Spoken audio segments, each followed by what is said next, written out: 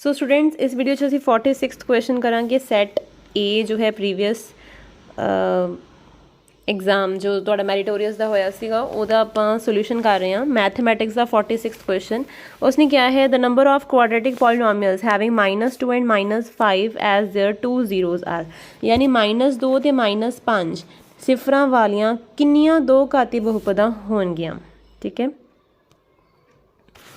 ਸੋ simply ਇਸ ਦੇ ਵਿੱਚ ਇੱਕੋ ਹੀ ਬਹੁਪਦ ਆਏਗੀ ਜਿਸ ਦੇ ਵਿੱਚ ਜਿਹੜੇ ਸਿਫਰ ਹੈ ਉਹ ਜਿਹਦਾ -2 ਤੇ -5 ਹੋਏਗਾ ਕਿਉਂਕਿ ਜਦੋਂ ਅਸੀਂ ਚੈੱਕ ਵੀ ਕਰਾਂਗੇ ਇਹਦੇ ਸਿਫਰ ਜੋ ਹੈ ਜੇ x ਦੀ ਵੈਲਿਊ -2 ਹੈ ਤੇ ਜੇ x ਦੀ ਵੈਲਿਊ ਜਾਂ -5 ਹੈ ਠੀਕ ਹੈ। ਦੋ ਹੀ ਸਾਡੇ ਸਿਫਰ ਹੈ ਤੇ ਸਾਡੇ ਕੋਲ ਇੱਕੋ ਹੀ ਬਹੁਪਦ ਬਣੇਗੀ ਜਿਹਦੇ ਵਿੱਚ ਸਿਫਰਾਂ ਦੀ ਜਿਹੜੇ ਹੈ ਦੋ ਸਿਫਰ ਆਉਣਗੇ -2 ਤੇ -5 ਉਹ ਵਾਲੀ ਬਹੁਪਦ ਆਪਾਂ ਪਤਾ ਵੀ ਕਰ ਸਕਦੇ ਹਾਂ ਜਿਵੇਂ ਉਹ ਕਿਹੜੀ ਬਹੁਪਦ ਹੋਏਗੀ ਜੇ ਪੁੱਛੀ ਜਾਂਦੀ ਤੁਹਾਨੂੰ ਕਿ ਇਹ ਕਿਹੜੀ ਬਹੁਪਦ ਹੋਏਗੀ ਤੇ ਤੁਸੀਂ ਇਹਨਾਂ ਦੋਨਾਂ ਨੂੰ ਗੁਣਾ ਕਰਕੇ ਚੈੱਕ ਕਰ ਸਕਦੇ ਹੋ ਕਿ ਇਹ ਕਿਹੜੀ ਬਹੁਪਦ ਆਨਸਰ ਆਉਂਦਾ ਹੈ ਠੀਕ ਹੈ। ਸੋ ਇਹ ਵਾਲਾ ਜਦੋਂ ਤੁਸੀਂ ਗੁਣਾ ਕਰੋਗੇ ਆ ਬਣ ਜਾਏਗਾ 2x + 5x यानी 7x + 10 ਇਹ ਇੱਕ ਬਹੁਪਦ ਮਿਲ ਜਾਏਗੀ ਜਿਹਦੇ ਸਿਫਰ ਹੈਗੇ -2 ਤੇ -5 ਠੀਕ ਹੈ। ਸੋ ਇੱਕ ਹੀ ਇਹਦਾ ਆਨਸਰ ਹੈ ਕਲੀਅਰ ਇੱਕੋ ਹੀ ਬਹੁਪਦ ਆਏਗੀ ਜਿਹਦੇ ਦੋ ਸਿਫਰ ਹੈ ਦੋ ਘਾਤੀ ਬਹੁਪਦ ਠੀਕ ਹੈ। ਦੋ ਜਿੰਨੀ ਘਾਤੀ ਬਹੁਪਦ ਹੈ ਉਨੇ ਹੀ ਉਹਦੇ ਸਿਫਰ ਹੋਣਗੇ ਦੋ ਘਾਤੀ ਦੇ ਦੋ ਹੀ ਸਿਫਰ ਹੋਣਗੇ। ਸੋ ਉਸਨੇ ਪੁੱਛਿਆ ਸੀ ਇਸ ਤਰ੍ਹਾਂ ਦੀਆਂ ਕਿੰਨੀਆਂ ਬਹੁਪਦਾਂ ਕਿੰਨੀਆਂ ਇਸ ਤਰ੍ਹਾਂ ਦੀਆਂ ਬਹੁਪਦਾਂ ਹੋਣਗੀਆਂ ਦੋ ਘਾਤੀ ਵਾਲੀਆਂ ਇੱਕੋ ਹੀ ਹੋਏਗੀ ਠੀਕ ਹੈ यूनिक। ਨੈਕਸਟ ਕੁਐਸਚਨ ਹੈ ਜੇਕਰ ਦੋ ਘਾਤੀ ਬਹੁਪਦ ਦੇ 0 ਬਰਾਬਰ ਹਨ ਤੁਹਾਨੂੰ ਪਤਾ ਇੱਕ ਦੋ ਘਾਤੀ ਬਹੁਪਦ ਜਨਰਲ ਫਾਰਮ ਵਿੱਚ ਦਿੱਤੀ ਹੋਈ ਹੈ ਇਹਦੇ 0 ਬਰਾਬਰ ਕਦੋਂ ਹੁੰਦੇ ਆ ਜਦੋਂ ਇਹਦਾ ਡਿਸਕ੍ਰਿਮੀਨੈਂਟ 0 ਹੁੰਦਾ ਤੇ ਡਿਸਕ੍ਰਿਮੀਨੈਂਟ ਦੀ ਵੈਲਿਊ ਹੁੰਦੀ ਹੈ b² - 4ac यानी ਜਦੋਂ b² - 4ac = 0 ਹੋ ਜਾਏਗਾ ਉਦੋਂ ਇਹਦੇ ਸਿਫਰ ਕੀ ਹੋਣਗੇ ਬਰਾਬਰ ਹੋ ਜਾਣਗੇ ਸਿਫਰ ਸੇਮ ਹੋ ਜਾਣਗੇ। ਹੁਣ ਇਹਦਾ ਮਤਲਬ ਕੀ ਹੈ ਜਦੋਂ b² ਦੀ ਵੈਲਿਊ ਜਿਹੜੀ ਹੈ ਉਹ 4ac ਦੇ ਬਰਾਬਰ ਹੋ ਜਾਏਗੀ। ਹੁਣ ਕੁਐਸਚਨ ਦੇ ਆਪਸ਼ਨਸ ਦੇਖੋ ਉਸਨੇ ਕੀ ਕਿਹਾ ਹੈ ਇਹ ਕਦੋਂ ਹੋਏਗਾ ਜੇ मतलब d 0 ਹੈ ਤਾਂ ਕੀ ਹੋਏਗਾ C ਅਤੇ A ਦੇ ਉਲਟ ਨਿਸ਼ਾਨ ਹੋਣਗੇ ਜਾਂ C B ਦੇ ਉਲਟ ਚਿੰਨ੍ਹ ਹੋਣਗੇ ਜਾਂ C A ਦਾ ਇੱਕੋ ਚਿੰਨ੍ਹ ਹੋਏਗਾ ਜਾਂ C B ਦਾ ਇੱਕੋ ਚਿੰਨ੍ਹ ਹੋਏਗਾ। ਹੁਣ ਸੋ ਜਿਹੜਾ ਸਾਡੇ ਲੈਫਟ ਹੈਂਡ ਸਾਈਡ ਹੈ ਇੱਥੇ b² ਹੈ b² ਦਾ ਕੀ ਮਤਲਬ ਹੈ ਕਿ b ਭਾਵੇਂ ਨੈਗੇਟਿਵ ਵੀ ਹੋਵੇ ਉਹਦਾ ਸਕੁਆਇਰ ਕਰਨ ਦੇ ਪੋਜ਼ੀਟਿਵ ਹੀ ਆਉਣਾ ਯਾਨੀ ਸਾਨੂੰ ਖੱਬੇ ਹੱਥ 'ਤੇ ਇੱਕ पॉजिटिव संख्या ही मिलनी है मतलब प्लस वाली संख्या ही मिलनी है ठीक है। तो यह बराबर है 4ac दे ਇਹਦਾ मतलब इस साइड ਤੇ कोई नैगेटिव नहीं हो सकती क्लियर है यानी इस साइड ਤੇ भी ਜਿਹੜੀ संख्या आनी है वो पॉजिटिव ही आनी क्योंकि दोवें बराबर है ठीक है। ਹੁਣ पॉजिटिव ਕਦੋਂ ਆ ਸਕਦੀ ਹੈ ਜਦੋਂ a ਤੇ c ਦੋਵੇਂ ਹੀ पॉजिटिव ਹੋਣ ਤਾਂ ਵੀ ਗੁਣਾ ਕਰਨ ਤੇ ਪਲੱਸ ਗੁਣਾ ਪਲੱਸ ਹੀ ਹੁੰਦਾ ਜਾਂ ਹੋਰ ਪੋਜ਼ਿਟਿਵ ਕਦੋਂ ਆ ਸਕਦਾ ਜਦੋਂ ਦੋਵੇਂ ਹੀ ਮਾਈਨਸ ਹੋਣ ਜੇ a ਵੀ -2 ਹੋਵੇ c ਵੀ -2 ਹੋਵੇ ਤਾਂ ਮਾਈਨਸ ਗੁਣਾ ਮਾਈਨਸ ਪਲੱਸ ਬਣਦੇ ਆ ਯਾਨੀ ਸਾਡੇ ਕੋਲੋਂ ਦੋ ਆਪਸ਼ਨਸ ਹੋ ਸਕਦੇ ਆ ਦੋਨੋਂ a ਜਿਹੜੇ ਹੈ a ਤੇ c ਜਾਂ ਤਾਂ ਦੋਨੋਂ ਹੀ ਪੋਜ਼ਿਟਿਵ ਹੈ ਜਾਂ a ਤੇ c ਦੋਵੇਂ ਹੀ ਨੈਗੇਟਿਵ ਹੈ ਤਾਂ ਸਾਨੂੰ ਸੱਜੇ ਹੱਥ 'ਤੇ ਪੋਜ਼ਿਟਿਵ ਸੰਖਿਆ ਮਿਲੇਗੀ ਤੇ ਖੱਬੇ ਹੱਥ ਵੀ ਪੋਜ਼ਿਟਿਵ ਹੋਏਗੀ ਸਮਝ ਲੱਗ ਗਿਆ। ਇਹਦਾ ਮਤਲਬ ਕਿ ਆਪਸ਼ਨ ਸਾਡੇ ਕੋਲ ਕਿਹੜਾ ਆਏਗਾ C ਤੇ A ਇੱਕੋ ਹੀ ਚਿੰਨ੍ਹ ਦੇ ਹਨ ਯਾਨੀ ਥਰਡ ਆਪਸ਼ਨ ਠੀਕ ਹੈ। ਬਾਕੀ ਸਾਰੇ ਕੱਟ ਜਾਣਗੇ C B ਦਾ ਕੋਈ ਲੈਣਾ ਦੇਣਾ ਨਹੀਂ ਹੈ B ਦੇ ਨਾਲ ਕੋਈ ਮਤਲਬ ਨਹੀਂ ਹੈ C ਤੇ A ਉਲਟ ਨਿਸ਼ਾਨ ਦੇ ਨਹੀਂ ਚਾਹੀਦੇ C ਤੇ A ਸੇਮ ਨਿਸ਼ਾਨ ਦੇ ਹੋਣਗੇ ਜੇ ਉਲਟ ਨਿਸ਼ਾਨ ਦੇ ਹੋਣਗੇ ਇੱਕ ਪੋਜ਼ਿਟਿਵ ਇੱਕ ਨੈਗੇਟਿਵ ਤਾਂ ਸਾਨੂੰ ਸੱਜੇ ਹੱਥ 'ਤੇ ਨੈਗੇਟਿਵ ਮਿਲ ਜਾਏਗਾ ਲੇਕਿਨ ਸਾਨੂੰ ਖੱਬੇ ਹੱਥ 'ਤੇ ਪਹਿਲੇ ਪੋਜ਼ਿਟਿਵ ਹੈ ਕਿਉਂਕਿ B ਦਾ ਵਰਗ ਹੈ ਕਿਸੇ ਵੀ ਨੈਗੇਟਿਵ ਸੰਖਿਆ ਦਾ ਜਾਂ ਪੋਜ਼ਿਟਿਵ ਸੰਖਿਆ ਦਾ ਵਰਗ ਕੀਤਾ ਜਾਵੇ ਤਾਂ ਆਨਸਰ ਸਾਨੂੰ ਪੋਜ਼ਿਟਿਵ ਹੀ ਮਿਲਦਾ ਹੈ ਕਲੀਅਰ। ਇਹਦਾ ਮਤਲਬ ਸੱਜਾ ਹੱਥ ਵੀ ਪੋਜ਼ਿਟਿਵ ਹੀ ਹੋਣਾ ਸੀ ਪੋਜ਼ਿਟਿਵ ਕਦੋਂ ਹੋਏਗਾ ਜਦੋਂ ਦੋਵਾਂ ਦਾ ਸੇਮ ਨਿਸ਼ਾਨ ਹੋਏਗਾ C ਤੇ A the clear. Next question 48th question ਹੈ ਜੇਕਰ ਕਿਸੇ AP ਦਾ ਪਹਿਲਾ ਦੂਜਾ ਤੇ ਆਖਰੀ ਪਦ ਕ੍ਰਮਵਾਰ ਦਿੱਤਾ ਹੋਇਆ A B ਤੇ 2A ਹੈ ਤਾਂ ਇਸ ਦਾ ਜੋੜ ਕੀ ਹੋਵੇਗਾ। ਜੋ ਟਰਮਸ ਤੁਹਾਨੂੰ ਦਿੱਤੀ ਹੋਈ ਤੁਸੀਂ ਲਿਖ ਲਓ ਪਹਿਲੀ ਟਰਮ ਦਿੱਤੀ ਹੋਈ ਹੈ ਯਾਨੀ A ਦਿੱਤਾ ਹੋਇਆ ਤੁਹਾਨੂੰ ਫਸਟ ਟਰਮ ਇਜ਼ A ਠੀਕ ਹੈ ਕਲੀਅਰ।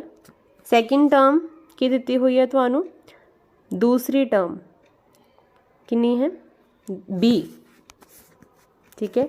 उस तो बाद उसने लास्ट टर्म दी हुई है वो कितनी है 2A तो उसने इन्हों का जोड़ पूछा है जेकर एक AP है if the first second and last term of an AP are A B and 2A पहली टर्म A है दूसरी टर्म B है लास्ट टर्म जी है वो 2A है then what will be its sum. हुण सानू पता जी लास्ट टर्म होएगी जे तुहानूं एक फॉर्मूला ए एन का भी पता है, nth term of N A P का, वो तुहानूं पता है A plus N minus 1 into D हुंदा है। ते तुहानूं एस एन का sum of N terms of N A P का फॉर्मूला भी पता है, ठीक है, एन बटा 2 A plus N minus 1 into D. तो तुहानूं एक होर फॉर्मूला याद होएगा, जो तुहानूं लास्ट टर्म दी जाती है उदों जे जोड़फल पता करना होवे तो तुसीं डायरैक्टली ए वाले फॉर्मूले नाल पता कर सकते हो, ठीक है। N bye 2 A plus L जो तुहानूं लास्ट टर्म दी होवे, तो लास्ट टर्म तुहानूं कितनी दी हुई है 2 ए, ठीक है। लास्ट टर्म कितनी दी हुई है 2 ए, तो ए प्लस एल की जगह तो मैं 2 ए लिख देनी है क्योंकि अखीरली टर्म उन्हें मैंने दी हुई है 2 ए, ठीक है। तो इत्थे की आ जाएगा फिर एन बटा 2 गुणा 3 ए, यानी मैनू सम जड़ा है जोड़ मिल चुका है 3an बटा 2, लेकिन मैनू ऑप्शनस विच किते भी n दिखाई नहीं दे रहा। ਇਹਦਾ मतलब मैनू पहले n की वैल्यू इस साइड तो निकालनी पेगी। हुण मैनू लास्ट टर्म पता है, जे मैं इत्थे लास्ट टर्म लिख देवां, ठीक है, l लिख देवां लास्ट टर्म, ठीक है, तो इत्थे की आ जाएगा l, ठीक है, लास्ट टर्म। हुण लास्ट टर्म की वैल्यू भी दी हुई है, वो कितनी सीगी 2a, मैं इत्थे 2a लिख देनी है, ठीक है। 2a की वैल्यू कितनी हो जाएगी a plus N minus 1 into d. हुण d की वैल्यू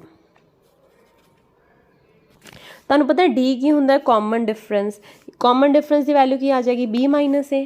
कॉमन डिफरेंस जिहड़ा इन्हां दी टर्म्स दे विच AP की टर्म्स दे विच फ़र्क है, वो किद्दां पता चलेगा, second term minus first term जो कि कितना हो जाएगा b माइनस ए, यानी ये जो 2a है एक इधर आ जाएगा माइनस ए बन गया, तो इतने n माइनस 1 गुणा होएगा कि डी की जगह तो मैं लिखता b माइनस ए क्योंकि second term minus first term बन गई कॉमन डिफरेंस।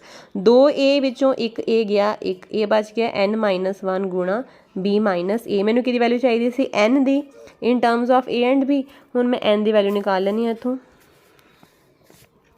n की वैल्यू निकालने लई इत्थे n माइनस 1 रहन दो, ये जिहड़ा a है इधर b माइनस ए गुणा हो रहा, इधर जाके हो जाएगा भाग। हुण जिहड़ा ए माइनस 1 है इनू भी इधर लै जाने, इत्थे की आ जाएगा a बटा b माइनस ए प्लस 1, ठीक है, बराबर n। पहले आपां इत्थों n की वैल्यू सॉल्व कर लें।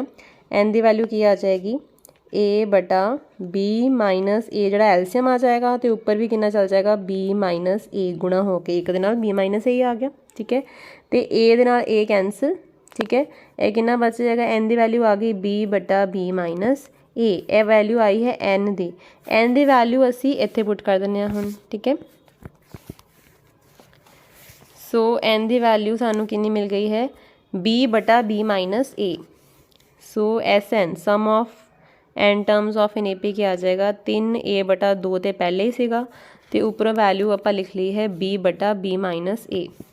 एन की वैल्यू आ गई है b बटा b माइनस ए। हुण असी ऑप्शन चैक करते हैं 3a बाय 2 3ab बटा 2 गुणा b माइनस ए।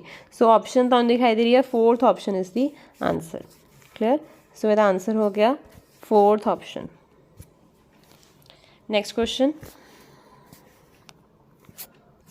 सो नेक्स्ट क्वेश्चन है 48th क्वेश्चन, 49th क्वेश्चन। ਦਿੱਤੇ ਗਏ ਪ੍ਰੇਖਣਾ ਦਾ ਇਹਨਾਂ ਦੇ ਮੱਧਮਾਨ ਤੋਂ ਵਿਚਲਨਾਂ ਦਾ ਜੋੜ ਕਿੰਨਾ ਹੋਏਗਾ। The sum of the deviations of all observations from their mean. ਤੁਹਾਨੂੰ ਕੋਈ ਵੀ ਜੇ ਕੋਈ ਮੀਨ ਦਿੱਤੀ ਹੋਈ ਹੈ ਤੇ ਉਹਦੀ ਬਹੁਤ ਸਾਰੀ ਡੇਵੀਏਸ਼ਨਸ ਜੇ ਹੈ ਤੇ ਉਹਨਾਂ ਹਰੇਕ ਡੇਵੀਏਸ਼ਨ ਚੋਂ ਤੁਹਾਨੂੰ ਪਤਾ ਹੀ ਹੈ ਕਿ ਜਦੋਂ ਆਪਾਂ ਮੀਨ ਨਿਕਾਲਦੇ ਹਾਂ ਤੇ ਸਾਰੇ ਆਬਜ਼ਰਵੇਸ਼ਨਸ ਦੇ ਡੇਵੀਏਸ਼ਨ ਦੇਖਦੇ ਹਾਂ ਕਿ सो हर ऑबजरवेशन की जो आप मीन तो फर्क देखते हैं तो वह हमेशा सब का जोड़ करन ते हमेशा 0 ही आता है। Sum of all deviations from the mean हमेशा कितना होएगा 0।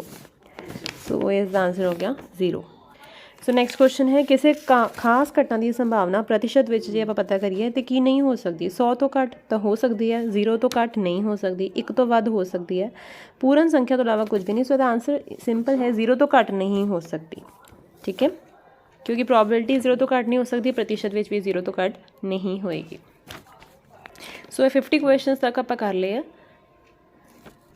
Thanks for watching.